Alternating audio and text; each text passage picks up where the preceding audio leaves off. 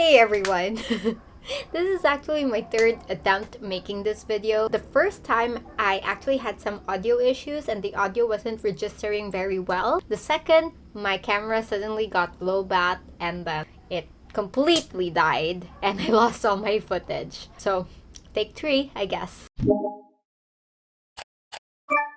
So for today's video, I will be reviewing The House Across the Lake by Riley Sager. This is actually the first book on my October TBR list. If you haven't seen that video, I will be linking it down below. And overall, I just don't think we are starting October on the right foot. Now, whenever I read about like a new writer or a writer I've never read from before, I really want to talk about them first. In case you didn't know, Riley Sager is actually a pseudonym for the author Todd Ritter. Now, Ritter has published a number of thriller novels under his real name, and I think that we can all argue that using the pseudonym Riley Sager was a pretty suave marketing move because his books under Riley Sager are really doing well commercially. So there's this big ethics debate for this, and apparently Ritter, at least according to some resources online, I do not have the article or video to back this up, so take that as you will. So he has apparently said that this was done all on purpose to appeal to women.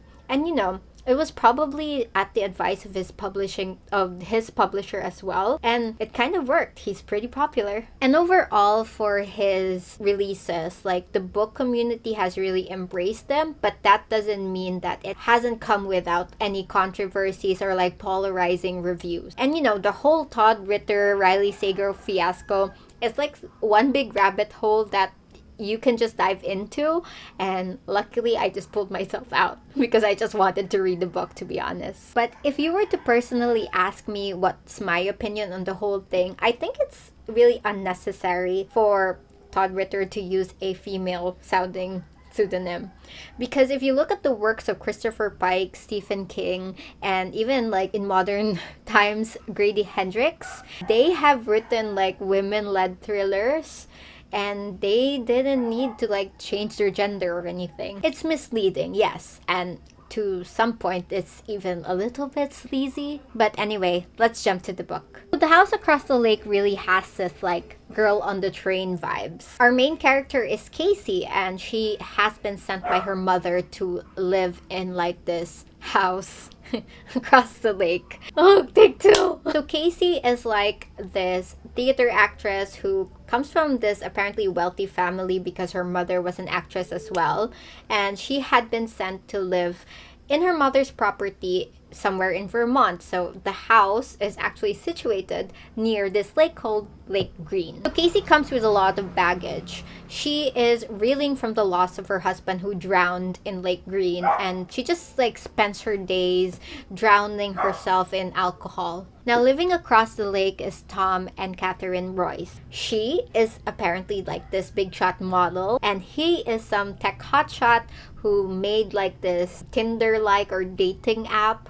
And I don't think it really matters because their careers, they do not have any significance to the entire story. Well, maybe a little bit. A very tiny relevance. So yes, basically we have this girl on the train generic type of plot, but it's actually less believable because Casey has no business spying on the Royces other than the fact that she is bored. Now, here's some information that is pretty important to the book, and this will come out later when I reveal the spoilers. Apparently, the people who pass away in Lake Green haunt the lake forever. Again, keep that in mind because it's important for the story later. So, in true horror or thriller fashion, Catherine does mysteriously disappear, and Casey believes in all her heart that Tom has something to do with it. Because in the hours, days, weeks that she spent watching the Royces, she begins to realize there's a lot of cracks in their marriage. Now we go back to one of the biggest flaws of this book, at least in my opinion, which is Casey's apparent obsession and totally baseless obsession of the Royces. Now, okay, anybody of you who has read the book might say that, hey, maybe they formed a special bond because, at the very beginning of the book, Casey does rescue Catherine from drowning on the lake. But in my own humble opinion, I don't think that is enough. And I think that it was just super lazy writing. However, before we go deeper into the flaws of this book or what I did not like about this book, let's talk about the positive side first. In the very beginning, like in the first few chapters, I was totally hooked. I think Riley Sager is such a great writer, and this was really edited very, very well. Like, you could totally tell that they were paying those editors. I hope so. And paying them fairly. And to be honest, I didn't really care about the generic premise or the generic plot. I feel like if you are really a great writer, you are able to spin a common trope and just hook the readers in. And to be completely honest, at the very start of this book, that was the case. I was so determined to give it like 3 or 4 stars towards the end because it was clean, it was well edited, and it was just super easy to follow. And to be honest, I really enjoyed like being strung along through the mystery as it went. But when you reach the end of the book, or at least when the twist is revealed, it just totally came from the left field. It was, without a doubt, super disappointing. I have never been disappointed in a book in my life. Oh wait, I think like I was disappointed over the Sophie Hannah book, but at least that wasn't as hype as this was. I feel like this was super overhyped, and it just turned out to be such a letdown. Now, before we do discuss the twist, I do have something else that I didn't like that I really want to like highlight. In my own humble opinion, I really do not like it when writers or authors exploit alcoholics. I do not like it when they introduce some badass or like some quirky alcoholic type like Casey. Being addicted to alcohol is a problem, and it should be treated as such. I feel like Riley Sager did such a poor job covering alcoholic women. I think it's a very sensitive topic, and it just felt exploitative, to be honest. Like, are we as humans really not capable of writing about a woman protagonist who's trying to uncover a mystery? Like, are we really not capable of not making them alcoholics? Do they really have to be addicted to something? And I really thought that there was some bigger meaning or bigger reason why Riley Sager made Casey an alcoholic.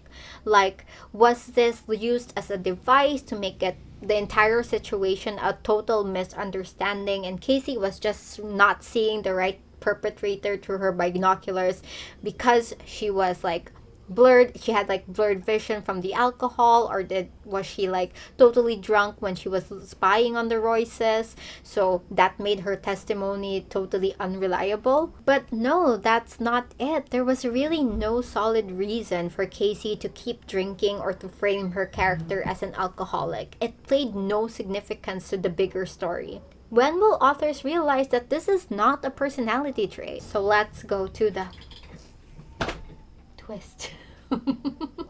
Oh god, how do I say this? So apparently the twist is that Casey ended the life of her husband through intentionally drowning him after she found out that he was a serial killer and he was behind the disappearances of 3 women in the area. Now that's a pretty good twist, if you ask me. That's really good. That's smart. I mean, her husband was the killer. She ended his life, and I wish that was it. But apparently, Casey's dead husband, Len, had possessed Catherine Royce during that day she drowned in the lake, and Casey came to rescue her.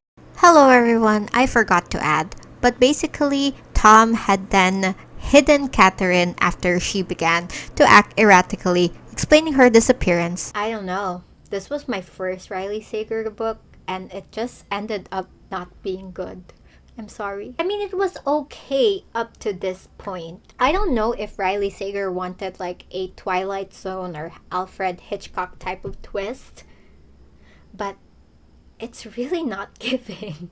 It's not. I mean, if you look at those movies, they usually have like this hints of paranormal activity happening throughout like the episode or the movie. But in this book, there was like no indication at all. It just came out of nowhere. It was like boom, ghosts. Overall, it is a 2.5 over 5 stars read for me. That is also my Goodreads rating. I have actually another Riley Sager book, Lord help me, and it's called Survive the Night. And if the twists is anything like The House Across the Lake. I don't know if I'll be able to survive this one as well. Okay, thank you so much for watching. I am currently reading Our Wives Under the Sea by Julia Armfield. I really do enjoy this book. I will be writing my review for this and then filming my video next week. And yes, I know this is an insert, but this book is filled with horror elements, deep sea exploration, Lovecraftian monsters, bodily horror, you name it. I can't wait to actually do a review. Till my next video, keep safe out there and happy Booktober. Bye!